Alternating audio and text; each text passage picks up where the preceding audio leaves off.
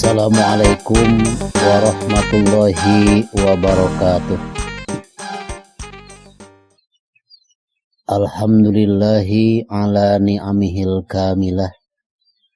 Wassalatu wassalamu ala Sayyidina Muhammadin dil awsopil kamilah. Wa ala alihi wa ashabihil ladhina nalud darajatil ula binusratil millah. Amma ba'du, faqala Allahu ta'ala fi kitabihil karim, a'udzu billahi minasy syaithanir rajim, bismillahirrahmanirrahim. Innallaha ya'murukum an tazbahu baqarah. Shadaqallahul azim wa ma'nahu wallahu a'lam bil murad. Sahabat channel Rahmatul Ummah, subscriber Rahmatul Ummah yang saya cintai dan Allah muliakan. Alhamdulillah, sampai saat ini kita masih diberikan panjang umur oleh Allah Subhanahu wa Ta'ala sehingga bisa menghirup udara segar. Juga kami haturkan banyak terima kasih sebesar-besarnya kepada seluruh subscriber channel Rahmatul Ummah yang telah menekan tombolnya dan subscribe cukup satu kali. Mudah-mudahan dukungan Anda sekalian kepada channel kami mendapatkan pahala dari Allah Subhanahu wa Ta'ala. Amin ya Allah ya Rabbal alamin. Bahasan kita kali ini kita akan membahas keistimewaan daripada sapi. Sebelum saya melanjutkan tentang bahasan keistimewaan daripada sapi, dalam Al-Quran, dalam sejarah yang digariskan dalam Al-Quran, ternyata sapi ini mempunyai sejarah buruk dan mempunyai sejarah terbaik. Salah satu sejarah terburuk, Allah menceritakan dalam Al-Quran kisah sapi, yaitu ketika Nabi Musa alaihi salam dipanggil oleh Allah Subhanahu wa Ta'ala untuk keluar selama 40 hari 40 malam, sehingga Bani Israel dititipkan oleh beliau kepada Nabi Harun alaihi salam. Kepergian Nabi Musa alaihi salam selama 40 hari ini digunakan oleh salah seorang anak Bani Israel yang bernama Musa Samiri. Yang mana Musa Samiri ini adalah salah satu anak daripada Bani Israel, yaitu keturunan anak zina. Seperti dalam kitab tafsir yang lain, bahwa Musa Samiri yang lahir dari rahim ibu dengan tanpa seorang ayah.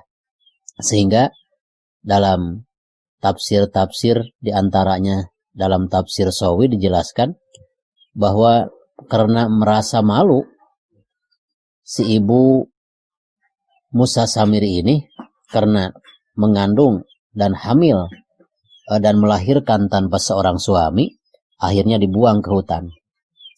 Sehingga Musa Samiri ini semenjak kecil diurus oleh malaikat Jibril. Setiap malaikat Jibril lewat, suka mampir dan memberikan kepada Musa Samiri ibu jarinya, dan disedot oleh mulut Musa Samiri, dan Musa Samiri ini besar dan tambah dewasa. Juga dalam satu hikayat, malaikat Jibril itu selalu menunggang kuda. Ada kejadian luar biasa, kalau tanah sudah diinjak oleh kuda malaikat Jibril, maka tanah tersebut kalau dijadikan suatu benda akan bisa bicara. Termasuk Musa Samiri mengambil tanah bekas pijakan kaki kuda malaikat Jibril dijadikan patung anak sapi. Ketika patung anak sapi tersebut dirasuki setan dan dibawa ke Bani Israel saat Nabi Musa tidak ada, maka anak sapi tersebut bisa ngomong dengan mengaku sebagai Tuhan. Itulah salah satu catatan buruk sapi. Karena apa? Di Bani Israel itu sapi sangat dihormati. Karena apa? Dulunya pernah dinobatkan jadi Tuhan, sebagai Tuhan. Karena apa? Sapi tersebut, patung anak sapi dari tanah, bisa bicara dan mengaku sebagai Tuhan. Ada lagi catatan terbaik dalam Al-Quran, masalah sapi ini, ketika terjadi pembunuhan di kalangan Bani Israel, ada seseorang yang dibunuh, lalu disimpan di tengah-tengah jalan. Sehingga hampir-hampir terjadi peperangan antara dua kampung. Kampung atas Bani Israel menuduh bahwa pembunuh orang tersebut adalah kampung Bani Israel bawah. Menurut kampung Bani Israel yang bawah, yang membunuhnya adalah Bani Israel kampung atas, misalkan. Sehingga ini tidak ngaku, itu pun tidak ngaku. Akhirnya Bani Israel pergi menemui Kangjeng Nabi Musa alaihi salam. Maka untuk memberikan kepastian siapa yang membunuh seseorang dari Bani Israel tersebut, Allah Subhanahu wa Ta'ala memerintahkan agar menyembelih seekor sapi. Kenapa Allah Subhanahu wa Ta'ala memberikan perintah kepada Nabi Musa untuk menyembelih seekor sapi? Untuk kesaksian siapa pembunuh Bani Israel. Karena sapi ini ketika beliau tidak ada, disembah. Ketika zaman Nabi Musa dan zaman-zamannya seterusnya, sehingga ada bahwa sapi itu tidak layak disembah, tapi lebih layak disembelih. Akhirnya Bani Israel menyembelih seekor sapi peninggalan ayah yang meninggal dunia dan hak anak yatim. Dengan kudrat iradat Allah Subhanahu wa Ta'ala, ekor daripada sapi tersebut dipukulkan, disentuhkan kepada mayit yang meninggal dunia, dan mayit tersebut mengatakan, menerangkan bahwa pembunuh saya ini adalah anu dan sebagainya, sehingga terbukalah. Itulah catatan terbaik daripada sapi. Dalam sapi terdapat keistimewaan, salah satunya Kornul Bakoroh idza sahiko wa ja'ala fi ta'ami sahibihima zalat anhu. Apabila tanduk daripada sapi ditumbuk ya, dan disimpan di atas makanan orang yang mempunyai penyakit panas, maka insya Allah hilang. Jadi kalau ada orang yang berpenyakit panas, ini bisa dimanfaatkan, yaitu tanduk sapi ditumbuk setelah halus, lalu dicampur atau didekatkan kepada makanan yang akan dimakan oleh orang yang mempunyai penyakit panas, insya Allah akan disembuhkan oleh Allah Subhanahu wa Ta'ala. Lalu yang kedua, wadamuhu yahbisud damasail. Darah daripada daging tersebut bisa menghentikan darah yang mengucur. Misalkan ada seseorang yang lukanya agak parah, darahnya misalkan tidak henti-henti, tidak putus-putus, ini kita bisa mengoleskannya dengan darah daging sapi.